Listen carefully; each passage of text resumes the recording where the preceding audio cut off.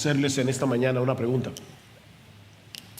¿De quién depende que nosotros avancemos en nuestra vida cristiana? ¿De Cristo o de nosotros? ¿Tenemos alguna responsabilidad en nuestro crecimiento espiritual? ¿O lo único que tenemos que hacer es descansar en Cristo y dejar nuestra vida en sus manos? Pablo responde a esta pregunta de manera indirecta o incidental en el conocidísimo texto que vamos a estar considerando en la mañana de hoy. Les pido por favor que abran sus Biblias en Gálatas capítulo 2. Gálatas capítulo 2, y vamos a leer una vez más el versículo 20. Dice Pablo: con Cristo he sido crucificado, y ya no soy yo el que vive, sino que Cristo vive en mí. Y la vida que ahora vivo en la carne, la vivo por fe en el Hijo de Dios, el cual me amó y se entregó a sí mismo por mí. Estas palabras, que repito son sumamente conocidas, se encuentran en el contexto de una severa amonestación que Pablo tuvo que hacerle al apóstol Pedro por la manera como él se estaba conduciendo con algunos hermanos en la iglesia de Antioquía que no eran judíos de nacimiento, que no eran judíos de raza, o como la Biblia les llama, eran gentiles. Noten una vez más lo que dicen los versículos 11 y 12. Pero cuando Pedro vino a Antioquía, me opuse a él cara a cara, porque era de condenar, porque antes de venir algunos de parte de Jacobo, él comía con los gentiles, pero cuando vinieron empezó a retraerse y apartarse porque temía a los de la circuncisión, debido a que en el Antiguo Testamento habían muchas regulaciones con respecto al tema de la comida. Algunos en la iglesia, que eran judíos de origen, no sabían cómo manejarse con estos cristianos que provenían de un contexto no judío y que no tenían las mismas limitaciones en cuanto a la comida que ellos tenían. Ahora, Pedro no debía tener ninguna duda con respecto a esto, porque durante el ministerio del Señor Jesús, él mismo había dicho, Marcos capítulo 7, versículo 18, que todos los alimentos eran limpios. Y en una visión que el Señor le dio a Pedro en Hechos capítulo 10, y que de paso tenía que ver con la comida, recuerdan, Pedro mata y come, Dios le hizo saber a Pedro que él no debía hacer acepción de personas. Así que durante un tiempo Pedro estuvo compartiendo tranquilamente con sus hermanos gentiles, comiendo con ellos, pero tan pronto como llegó una comitiva, una delegación de judíos cristianos de la ciudad de Jerusalén, entonces Pedro comenzó a retraerse y apartarse de los gentiles. No porque él hubiera cambiado de convicción, sino porque tenía temor de lo que estos judíos cristianos pudieran pensar acerca de él, como dice al final del versículo 12. Fue por eso que Pablo tuvo que confrontarlo públicamente. Dice que lo hizo delante de todos, no solo porque la falta de Pedro había sido pública, sino también por las implicaciones de esa conducta que tenía Pedro con respecto al evangelio de Jesucristo. Noten el versículo 13. Y el resto de los judíos se le unió en su hipocresía, de manera que aún Bernabé, increíblemente Bernabé, el hijo de consolación, fue arrastrado por la hipocresía de ellos. Pero cuando vi que no andaban con rectitud en cuanto a la verdad del evangelio, dije a Pedro delante de todos, y ahí comienza el discurso o la conversación de Pablo con Pedro, que contiene la conocidísima declaración de Hechos capítulo 2, versículo 20. Ahora, si ustedes notaron, Pablo hubiera podido acusar a Pedro de muchas cosas: de haber tenido temor de los hombres. Pablo pudo haber acusado a Pedro de ser un racista, de haberse comportado de una forma grosera con sus hermanos gentiles o aún de hipocresía, como vemos en el versículo 13. Pero la acusación de Pablo era otra, porque Pablo sabía que el problema que estaba en la raíz de la conducta de Pedro era mucho más problemático. Pedro no se estaba comportando rectamente en cuanto a la verdad del evangelio. En otras palabras, el comportamiento de Pedro no era consecuente, no era coherente con el evangelio que él creía y predicaba. Si nuestra aceptación delante de Dios no depende de nuestra raza, no depende de nuestro esfuerzo en obedecer la ley, sino en la justicia y la obra de Cristo, no deberíamos apartarnos de otros creyentes por su origen racial, porque no importa de dónde seamos, todos tenemos el mismo estatus espiritual delante de Dios.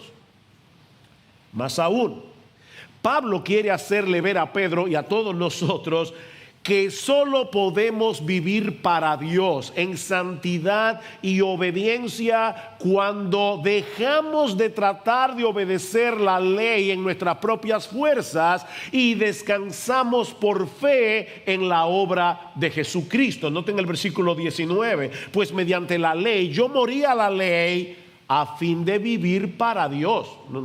No es que yo morí a la ley para vivir como me dé la gana. Yo morí a la ley, por medio de la ley, a fin de poder vivir para Dios. En otras palabras, lo que Pablo está diciendo es algo como esto. Cuando yo finalmente me di cuenta que no podía llenar la medida de la exigencia de la ley, entonces morí a la ley como un medio de salvación. No como la norma que yo debo obedecer y a través de la cual yo debo conducirme. Pablo y todos nosotros morimos a la ley como un medio de salvación, dice él, y decidí confiar únicamente en Cristo. Y fue en ese momento, dice Pablo, que yo comencé a vivir para Dios, que realmente comencé a vivir para Dios. Y hermanos, esto no deja de ser sorprendente. Pablo está diciendo que las personas que se están tratando de ganar el favor de Dios a través de su esfuerzo personal, en realidad no están viviendo para Dios, están viviendo para ellos mismos. Ellos están, por su obediencia, alimentando su orgullo de forma religiosa. Ellos no están viviendo para Dios. Las personas que quieren salvarse por su obediencia, las personas que quieren salvarse por sus buenas obras, no están viviendo para Dios, están viviendo para ellos mismos. Ese es el contexto de la famosa declaración de Gálatas 2:20, que muchos conocemos de memoria, pero que todos necesitamos entender experimentalmente y saber cómo aplicarlo en nuestra vida cristiana. Así que mi oración al Señor en esta mañana ha sido que la familiaridad del texto no obstaculice que podamos entender y aplicar el texto. ¿Qué nos enseña Pablo en este conocido pasaje de Gálatas 2:20? Bueno, al menos tres cosas. Lo primero es que ya fuimos crucificados juntamente con Cristo si somos cristianos. Ya fuimos crucificados. Noten, hermanos, que esto no es una exhortación a cargar nuestra cruz y seguir a Cristo. Hay otros pasajes de la Biblia que nos dicen que si nosotros queremos seguir al Señor, debemos negarnos a nosotros mismos, debemos cargar con nuestra cruz cada día, matar el yo para vivir para Él. Pero este texto no es una exhortación a hacer eso, es una descripción de una realidad. Pablo está describiendo una realidad, algo que ya sucedió. Yo he sido crucificado con Cristo. En el Nuevo Testamento se menciona esa misma idea con varios significados distintos que se complementan entre sí. Ahora, si tomamos en cuenta el contexto de la amonestación al apóstol Pedro, lo que Pablo parece estar diciendo aquí es que el fariseo santurrón, que había pasado gran parte de su vida tratando de salvarse por medio de la obediencia a la ley, había muerto. Ese fariseo santurrón había sido crucificado juntamente con Cristo. La lógica del texto es la siguiente: si Cristo tuvo que morir para salvarme, es evidente que yo no podía salvarme a mí mismo de ninguna manera, por más que me esforzara. Él tuvo que pagar por mis pecados, porque yo tengo una deuda infinita con la justicia divina que nunca hubiera podido pagar por más que me esforzara. De manera que la muerte de Cristo en la cruz implica necesariamente la muerte de ese fantástico individuo que yo creía que era antes de ser cristiano. Ese individuo murió. Ese orgulloso, soberbio, arrogante, que pensaba ser una maravilla de persona, murió crucificado con Cristo. Alguien decía, la crucifixión de Jesús, escucha esto porque te va a chocar y yo espero que te choque. La crucifixión de Jesús es la más clara declaración de mi naturaleza infernal. ¿Tú oíste eso? El testimonio de Pablo en el capítulo 3 de Filipenses nos ayuda a entender mejor lo que Pablo está diciendo aquí. Cuando Pablo era un fariseo, él se veía a sí mismo como una persona irreprensible. En cuanto a la ley, irreprensible. Él creía, tener sus papeles en regla con la justicia celestial por medio de su obediencia a la ley, hasta que se dio cuenta que esa ley era en realidad un instrumento de condenación, no de salvación. Fue de esa manera que Dios lo llevó a confiar en la justicia de otro, la justicia de nuestro Señor Jesucristo, que nos es imputada, puesta en nuestra cuenta por medio de la fe. Y a partir de ese momento, dice Pablo, las cosas que eran para él una ganancia, comenzó a considerarla como una pérdida. Es una pérdida delante de Dios, y ciertamente aún estimo todas las cosas como pérdida por la excelencia del conocimiento de Cristo Jesús, mi Señor, por amor del cual lo he perdido todo y lo tengo por basura para ganar a Cristo y ser hallado en él, no teniendo mi propia justicia que es por la ley, sino la que es por la fe de Cristo, la justicia que es de Dios por la fe. Tú y yo tenemos por la fe la justicia que es de Dios. Pablo se dio cuenta de su pecaminosa insensatez de estar confiando en su propia justicia, y ahora se gozaba en poder aceptar como un regalo la justicia de Cristo por medio de la fe. Por eso alguien decía que un cristiano es alguien que ha muerto con Cristo, cuya obstinación ha sido quebrantada, cuyo descaro ha sido destrozado, cuyo corazón de piedra ha sido aplastado, cuyo orgullo ha sido destruido y cuya vida ahora está dominada por Jesucristo. Eso es un cristiano. No se trata simplemente de alguien que entiende intelectualmente: soy pecador, Cristo murió, yo debo confesar mis pecados y iré a Cristo. No, es mucho más, es más profundo que eso. Es alguien que ha sido aplastado para poder confiar únicamente en Jesús.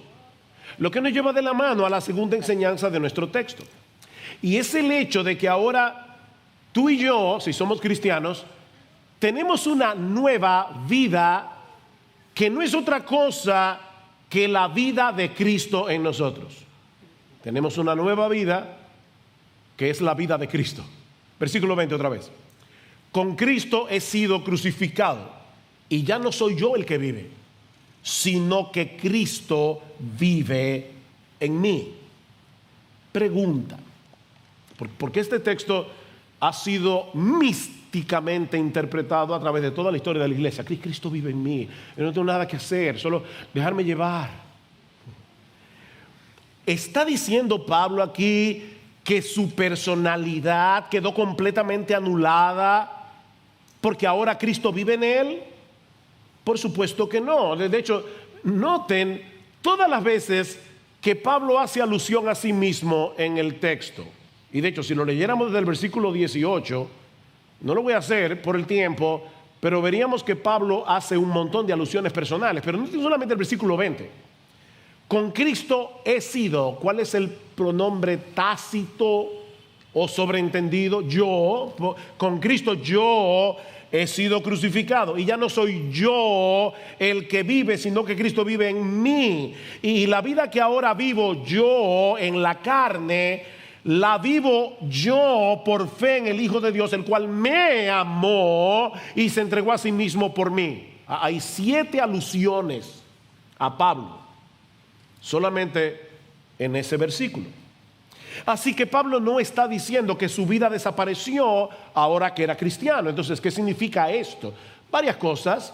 Por un lado, lo que él está diciendo es que ahora vive una nueva vida que depende completamente de la justicia de Cristo y no de la suya propia. Eso es lo que él está diciendo.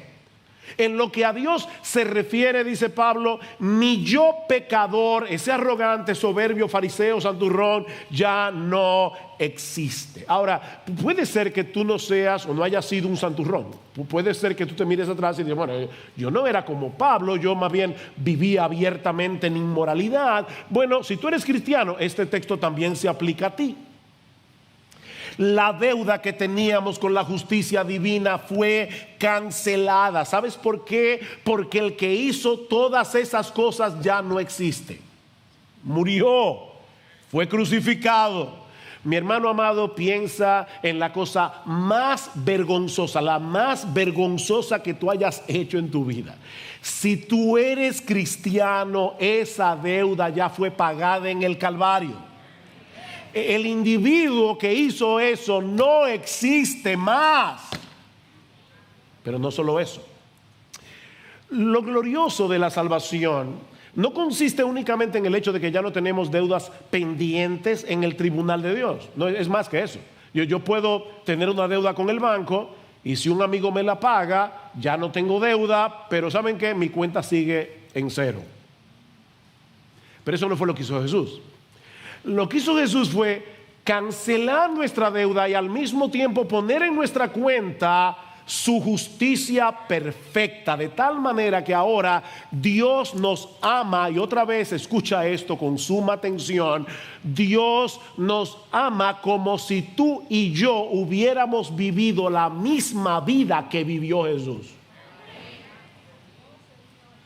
Cristo vive en mí. Juan Bunyan, el famoso predicador bautista del siglo XVII, autor del Progreso del Peregrino, dice lo siguiente: es como si cada creyente poseyera un espejo mágico. En una de las caras del espejo es simplemente un espejo regular. Si nos miramos a nosotros mismos en esa cara, nos vemos tal cual somos, con manchas, verrugas y todo arrugados. Pero en el otro lado está la imagen del propio Hijo de Dios, y cuando Dios nos mira, Él nos ve desde el lado donde está plasmada la imagen de su Hijo.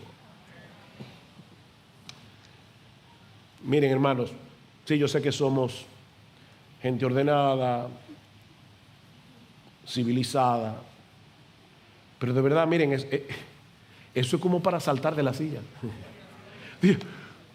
Cuando Dios te ve, Él ve a Jesús, porque tu vida está escondida en Él. Él ve a Jesús. Pero todavía hay algo más envuelto en esa expresión: Cristo vive en mí. Y es el hecho de que nosotros ahora tenemos un nuevo yo, una nueva vida que es guiada y energizada por el Espíritu de Cristo que mora en nosotros. Ya no vivo yo, mas Cristo vive en mí. O sea, todavía tenemos un yo que piensa, un yo que actúa, un yo que decide. Tú no fuiste anulado. Pero es un nuevo yo en el que mora el Espíritu de Cristo. Cuando yo pienso, razono, soy yo que pienso y razono. Cuando yo decido algo, soy yo que lo decide. Cuando yo actúo, soy yo el que actúa. Por eso Pablo dice: lo que ahora vivo en la carne, es decir, en este cuerpo de carne, en esta existencia terrenal, soy yo el que vive, pero estoy viviendo una nueva vida. Cristo vive en mí por su Espíritu, de manera que ahora puedo vivir para Dios. No olviden el contexto. Por la ley, yo morí a la ley para poder vivir para Dios. Es lo mismo que Pablo dice en Romanos capítulo 7 versículo 4, en esa analogía que él hace del matrimonio. Pablo dice: así también vosotros, hermanos míos, habéis muerto a la ley mediante el cuerpo de Cristo, para que seáis de otro, del que resucitó de los muertos, a fin de que llevemos frutos para Dios. No es para que tú vivas como tú quieras, es para que demos frutos para Dios. Mis hermanos, nosotros podemos vivir la vida cristiana porque Cristo hizo de nuestro cuerpo su morada. Cristo hizo de nuestro cuerpo su templo. Cristo habita en nosotros por su Espíritu, y eso implica muchas cosas. Escuchen lo que dice Pablo más adelante en la misma carta a los Gálatas, Gálatas capítulo 4 versículo 6. Y porque sois hijos, Dios ha enviado el Espíritu de su Hijo a nuestros corazones, clamando: Abba, Padre. Mi hermano, ¿por qué somos movidos a venir a Dios clamando con la confianza de un hijo cuando estamos en medio de una dificultad? No es una oración ritualista, mecánica: Padre nuestro que estás en los cielos, santificado sea tu nombre. No, es un hijo que viene clamando a su papá, a su padre. ¿Qué es lo que nos mueve a venir a Dios con esa confianza? Pablo dice: bueno, el hecho de que ahora tenemos en nosotros el Espíritu de su Hijo, y por eso confiamos y clamamos como hijos. El Espíritu de Cristo nos lleva a hacer eso. ¿Cómo podemos explicar el deseo que sentimos de hacer la voluntad de Dios a pesar de las muchas tentaciones que nosotros tenemos que enfrentar cada día?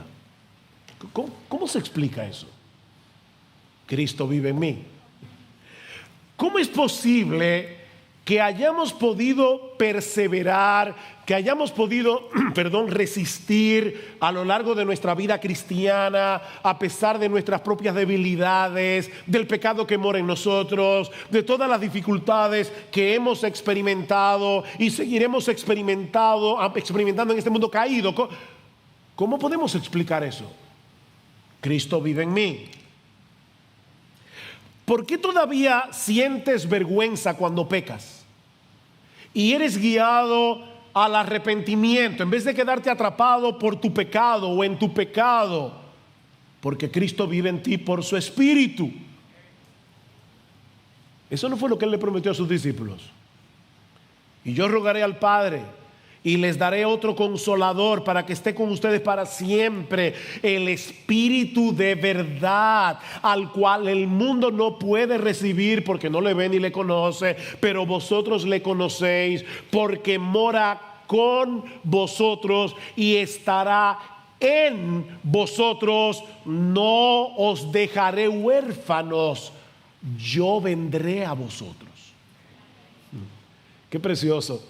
Recuerdan Juan 14: no se turbe vuestro corazón, creéis en Dios, creed también en mí. En la casa de mi Padre muchas moradas hay, etcétera. Cristo está diciendo: en lo que ustedes llegan al cielo, yo voy a traer el cielo a vuestro corazón. Mi Padre y yo vendremos y haremos morada en ustedes. Ustedes son nuestro templo por el Espíritu. No somos huérfanos de Dios. Cristo ascendió a los cielos, pero Él mora en nosotros por su Espíritu, animándonos desde adentro para seguir corriendo la carrera. No tenemos la capacidad de entender del todo cómo es que el Espíritu de Cristo mora en nosotros. Eso es algo que sobrepasa por mucho nuestra capacidad de comprensión. Pero ¿saben por qué Dios reveló esa verdad en su palabra? Porque Él quería que tú y yo la conociéramos. Él quería alentarnos, animarnos, consolarnos por medio de esa verdad. No lo vamos a poder entender del todo, pero es una realidad. Cristo mora en mí, Cristo vive en mí, Cristo vive en ti. Pero todavía hay una enseñanza más en este texto que muestra cómo podemos vivir a la luz de esta realidad de lo que ahora somos en Cristo. ¿Cómo podemos hacer eso? La respuesta de Pablo es por medio de la fe. Por medio de la fe. De hecho, si quieres, como algunos toman nota, este sería el encabezado. Esta nueva vida en Cristo que comenzó por la fe, actúa y avanza por medio de la fe. Esta nueva vida en Cristo que comenzó por la fe, actúa y avanza por medio de la fe. Con Cristo he sido crucificado y ya no soy yo el que vive, sino que Cristo vive en mí. Y la vida que ahora vivo en la carne, en esta existencia terrenal, la vivo por fe en el Hijo de Dios, el cual me amó y se entregó a sí mismo por mí. Una de las cosas que aprendimos en la escuela es que hay operaciones matemáticas en las que el orden de los factores que siguen, niños, niños. El orden de los factores no altera el producto. 2 por 3 da lo mismo que 3 por 2. ¿Verdad? 6. ¿Cuántos son 2 por 3, niños? 6. ¿Y 3 por 2? 6. Así que el orden de los factores en esas ecuaciones matemáticas no alteran el producto. Pero en el caso del Evangelio, mis hermanos, el orden de los factores altera por completo el producto. Por completo. Porque en el verdadero Evangelio, la fe viene primero y las obras después. No puede ser al revés. Las obras surgen de la fe. Pablo dice en Gálatas capítulo 5 versículo 6 que la fe obra por el amor. ¿Ve? La fe produce obras. Escribiendo a los tesalonicenses, Pablo les dice que siempre daba gracias a Dios por ellos al recordar, entre otras cosas, vuestra obra de fe. Es decir, la obra que surge de la fe. Una fe que no produce obras es una fe muerta, dice Santiago. Pero las obras que no surgen de la fe tampoco sirven de nada. Una fe que no obra es una fe muerta. Pero una obra que no surge de la fe no sirve de nada, porque surgió de tu orgullo, de tu deseo de ganarte el favor de Dios con tu propio esfuerzo. Entonces, esa obra, cuando Dios la ve, le hiede. Y no lo digo yo, lo dice Isaías. Dice que es como un trapo de inmundicia, así. O sea, a Dios le hieden tus buenas obras que no surgen de la fe. Es como un hedor, es basura, es estiércol delante de Dios. Tiene que haber fe y tiene que haber obras, pero tiene que ser en ese orden. Hay una historia en la Biblia, en Primera de Reyes 3, que la mayoría seguro que ustedes conocen y que ilustra cómo funciona esta relación entre la fe y las obras. Y por justicia debo decir que no es que yo me inventé esto, lo leí en un lado, o sea que ni siquiera es original, pero ese no es el punto aquí. La fe y las obras. 2 prostitutas vienen delante del rey Salomón para traerle un caso sumamente difícil. Resulta que las 2 tenían un hijo, pero a medianoche una de las 2 despierta y se da cuenta que su hijo está muerto. Así que sigilosamente pone el niño muerto al lado de la otra mamá y toma el niño vivo y se lo lleva a su cama. Obviamente cuando la mamá despierta y ve al niño muerto, se da cuenta que ese no es su hijo. Así que el caso llega a la corte de Salomón. Una dice el niño vivo es mío, la otra dice el niño vivo es mío. Es la palabra de una contra la otra. Y Salomón dice, bueno, vamos a resolver esto, traigan una espada. y le dice al siervo: corta al niño en dos y dale un pedazo a cada una. La que no es la madre del niño le parece una buena idea. Óyeme, es una idea salomónica. Pero la verdadera madre reacciona, dice el texto, profundamente conmovida por su hijo. Y le dice a Salomón: oh, mi señor, no, dale a ella el niño vivo y de ninguna manera lo mates. Y entonces Salomón, que era lo que quería provocar, dice: no maten al niño, déselo a ella, ella es la madre. Pregunta: ¿fue su reacción lo que la convirtió en la madre del niño? ¿O ella reaccionó así porque era la madre? Obviamente no fue su reacción lo que la hizo mamá. Ella reaccionó así porque era la mamá. Bueno, mis hermanos, lo mismo ocurre en el creyente. No somos hijos de Dios por obedecer o por hacer buenas obras, sino por creer en Jesús. Pero esa relación filial que ahora tenemos con Dios, únicamente por gracia, únicamente por Cristo, únicamente por medio de la fe, ahora nos mueve a vivir en obediencia y haciendo buenas obras. ¿Ven? Las buenas obras y la obediencia no producen el hecho de que seamos hijos de Dios. No. Pero porque somos hijos de Dios, por medio de la fe, ahora andamos en obediencia, haciendo buenas obras. La fe produce un estilo de vida que confirma esa relación que tenemos con Dios. Creer que Cristo me amó. Me llama la atención lo personal que es este texto. Cristo me amó y se entregó por mí. No es que Cristo murió por todo el mundo indiscriminadamente para ser salvable a todo el mundo y entonces tú un día tomaste una decisión por Cristo y se te aplicó esa. No, olvídate de eso.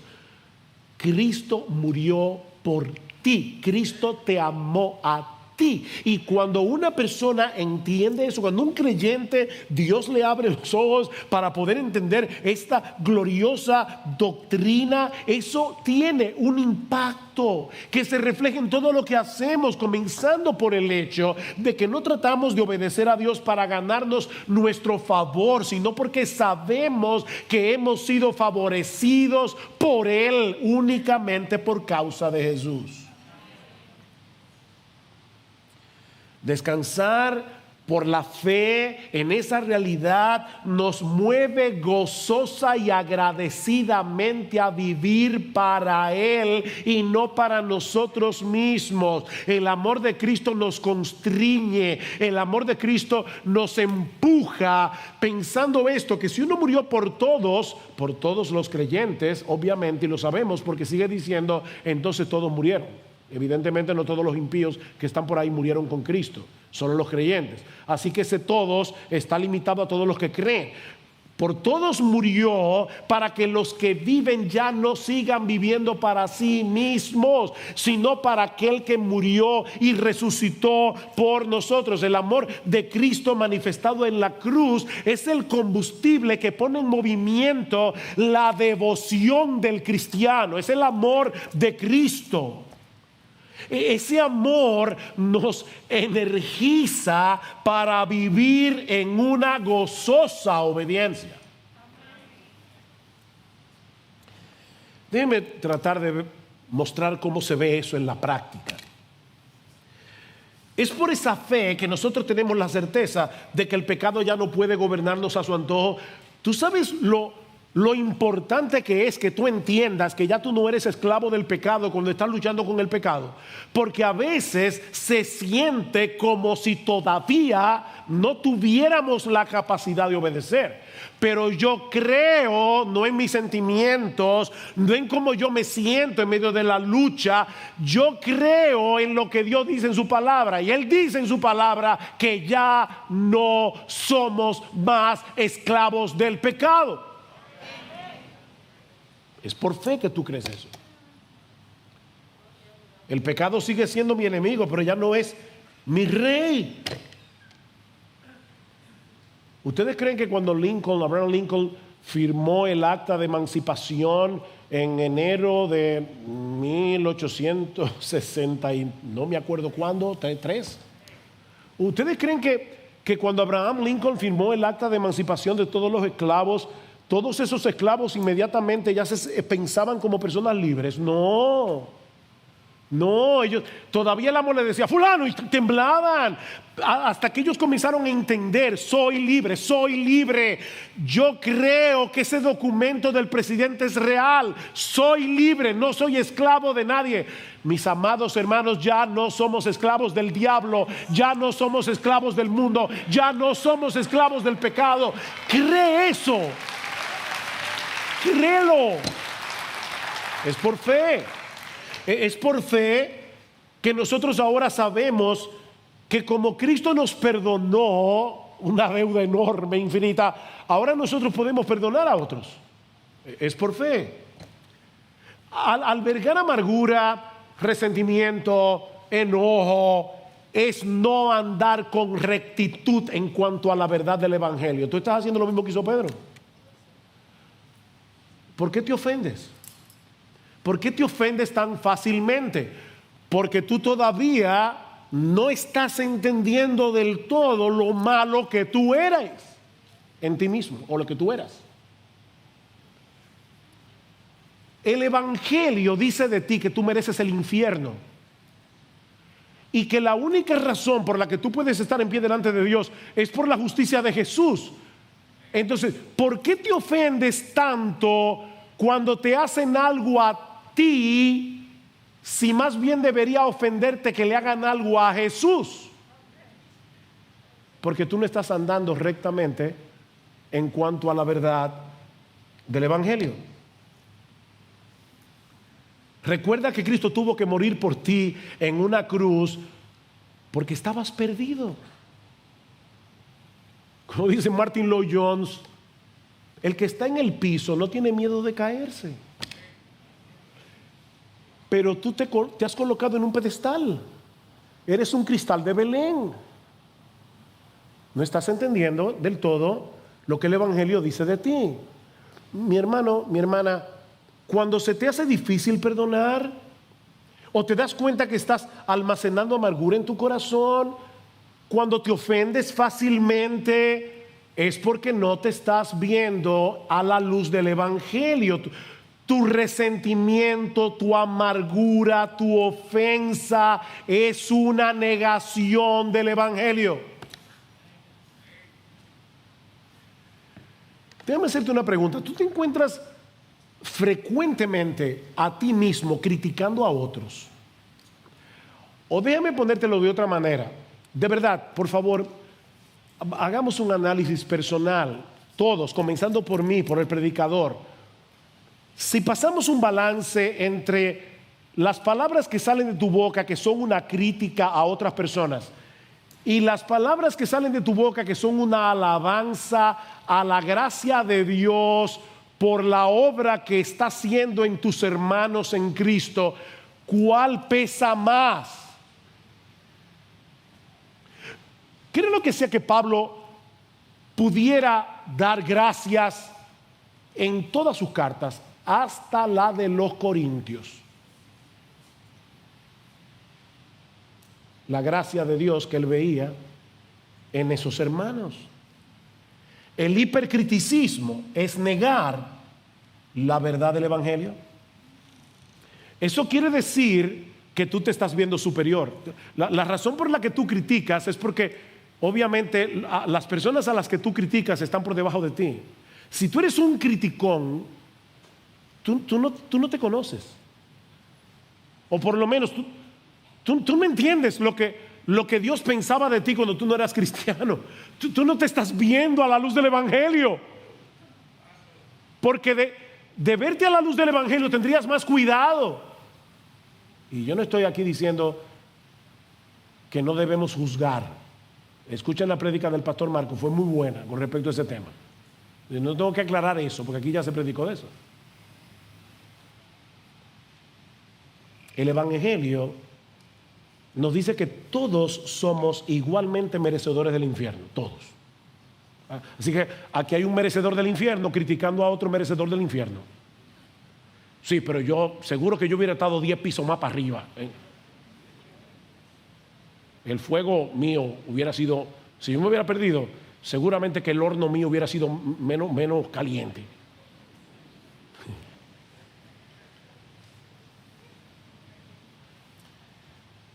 Todos tenemos en nuestra cuenta la justicia perfecta de Jesús. ¿Por qué tú no eres capaz de ver la gracia de Dios actuando en la vida de otro? Por sus defectos. Bueno, no hemos sido glorificados, pero ¿y qué de los tuyos? Es por fe que nosotros podemos dedicarnos a servir a otros, movidos por la gratitud de lo que Cristo hizo por nosotros de pura gracia.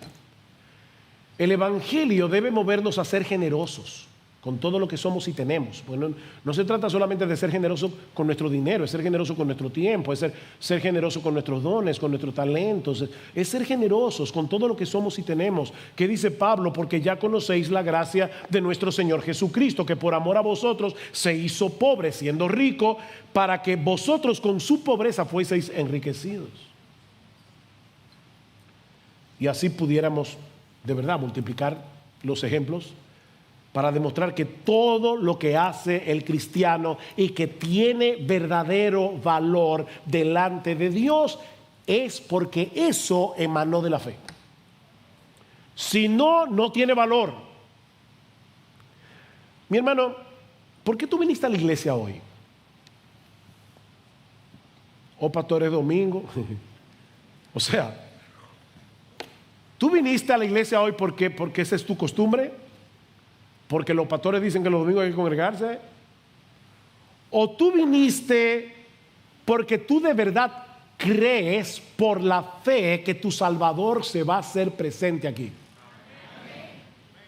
Porque tú crees que Cristo, tu Salvador, te ha convocado. Él te ha convocado para congregarte en su presencia, para adorarle junto a su pueblo. ¿Qué es lo que te mueve a escuchar con atención al predicador domingo tras domingo? ¿Es porque tú crees que Dios obrará en tu vida por medio de la predicación de su palabra, que es viva y eficaz?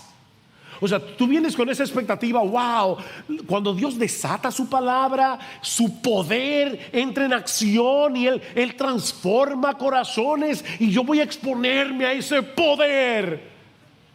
Tú vienes con esa expectativa. Es por fe que andamos, no por vista. ¿Recuerdan 2 Corintios 5:8? 5:7. Es por fe que confiamos en las promesas de Dios. Es por fe que aguardamos su venida. Es por fe que nosotros creemos que las aflicciones del tiempo presente no son comparables con la gloria venidera que en nosotros ha de manifestarse. Lo es por fe. Volviendo entonces a la pregunta del principio, ¿de quién depende que avancemos en nuestra vida cristiana? Recuerda, fue con esa pregunta que empezamos. Con esa pregunta terminamos. ¿De quién depende que avancemos en nuestra vida cristiana? ¿De Cristo o de nosotros? Respuesta: depende de la obra de Cristo por nosotros y de su vida en nosotros, que nos capacita para poder obrar en fe, viviendo para Dios en una gozosa gratitud por todo lo que Él ha hecho a nuestro favor de pura gracia. ¿Se entendió? Te lo repito. Depende de la obra de Cristo por nosotros y de su vida en nosotros por su Espíritu, que nos capacita para poder obrar en fe, viviendo para Dios en una gozosa gratitud por todo lo que Él nos ha dado de pura gracia. ¿Ves? Dios no te ha anulado, eres tú el que piensas, el que razona, el que ve las implicaciones de las doctrinas bíblicas, el que toma decisiones, eres tú. Pero si no fuera por la obra de Cristo por ti y la vida de Cristo en ti, tomarías malas decisiones todo el tiempo. Eres tú el que tienes que decidir venir este viernes a la charla de matrimonios. Señor, yo creo que tu palabra va a ser predicada, que mi matrimonio necesita escuchar eso y por lo tanto yo voy a estar aquí este viernes. Claro, si cae una bomba atómica o un misil en tu casa, no, pero o tienes COVID, te enfermo, lo que sea, no venga, no hay problema. Pero Señor, yo necesito eso. La Biblia dice que debemos animarnos unos a otros y definitivamente en estos tiempos hay mucho desaliento. Déjame aprender cómo hacerlo viniendo a la charla del pastor Chansky. Por fe. No para que después los pastores no me miren mal. Que no te vamos a mirar mal. De paso.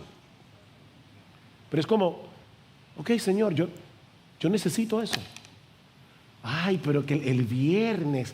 Bueno, el que tiene que tomar la decisión de no acomodarse tanto eres tú. El que tienes que tomar la decisión de pararte de ese estupor, de esa pereza espiritual y hacer lo que tienes que hacer. No, óyeme, no se te va a cortar un brazo porque vengas el viernes en la noche y el sábado. Y el domingo, sí, el domingo.